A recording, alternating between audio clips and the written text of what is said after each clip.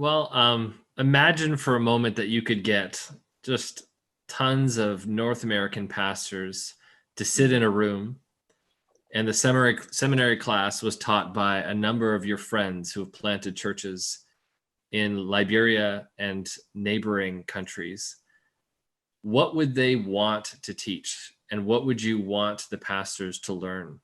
And not just pastors, but church leaders and people who are deeply committed and want to see the church in our own cities grow and thrive. Good.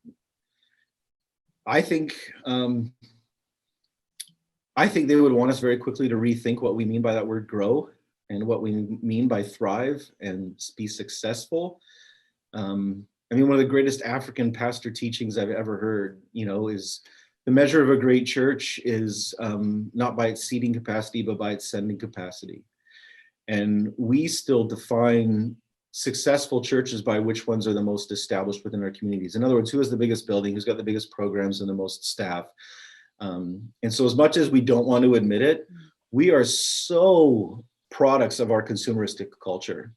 And so I think that they would be pushing us really, really hard to be thinking about, are you actually disciples who are making disciples? And not just your pastor, but like everybody in your church. And if you're not, I really don't care how big your budget is, and I don't care how many seats you have.